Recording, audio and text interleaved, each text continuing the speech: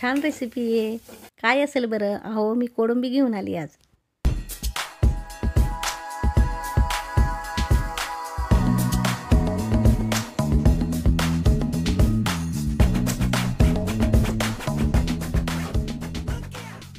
आज सुट्टी होती, चला काहीतरी स्पेशल करूया. मग मार्केटला जाऊन मी कोळंबी घेऊन आली, प्रॉन्स घेऊन आली, अहो मोठे झिंगे घेऊन आले. मार्केटमध्ये आपल्याला स्वच्छ करून देतात. घरी आल्यानंतर मस्त 2-3 पाण्यात आपण ते स्वच्छ धुवून घ्यायचे. मस्त एक एक कोळंबी व्यवस्थित धुवून घ्यायची आणि मग तिला छान आपण एका पोळपाटवर घ्यायचं आणि मोठ्या चाकूने मस्त कट कट कट कट बारीक कापून घ्यायचं. अहो का कापते मी करणार आहे आज कोळंबी किमा. चिकन, मटन किमा हे तर आपण नेहमीच करत असतो, पण मी ठरवलं चला आज कोळंबी किमा ट्राय करूया. कसा होतो कोळंबी किमा आणि कसा लागतो. आणि ही छान रेसिपी, एकदम सोपी रेसिपी, कमी वेळेत होणारी रेसिपी तुम्हीसुद्धा नक्की ट्राय करा. आपण याच्यासाठी आता कोथिंबीर, पुदिना आणि मीठ टाकले आणि त्याचं छान पेस्ट तयार करून घेऊया मिक्सरमधून.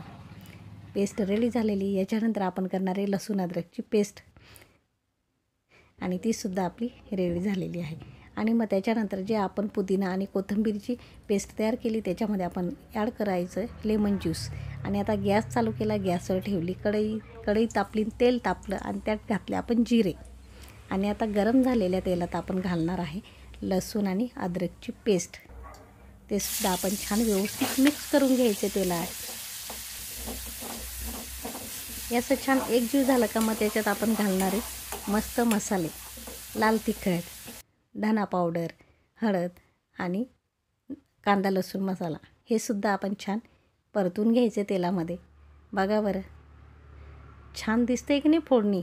पटकन आता आवरायचं फटाफट स्वयंपाक आणि जेवायला बसायचं.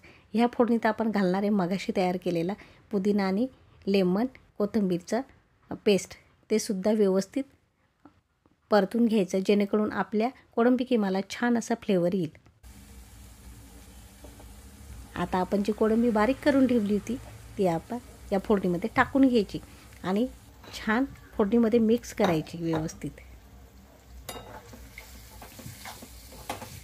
कमी वेळेत होणारी बरं का ही रेसिपी, नक्की तुम्ही ट्राय करा.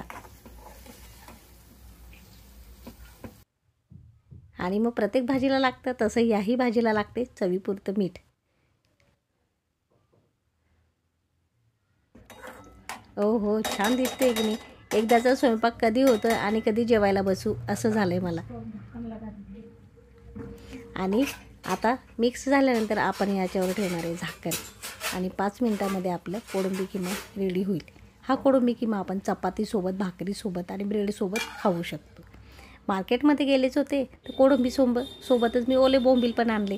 छान स्वच्छ धुवून त्यातलं पाणी काढून घेऊ म्हणजे एकदम कुरकुरीत फ्राय होईल. बघा बरं आपलं कोळंबी किमा रेडी झाला आहेत. हा व्हिडिओ तुम्हाला कसा वाटला नक्की कमेंट करून सांगा. व्हिडिओला लाईक, शेअर करा आणि आपल्या चॅनलला सबस्क्राईब केले नसेल तर नक्की सबस्क्राईब करा. आपण भेटूच, तोपर्यंत टेक केअर, बाय बाय.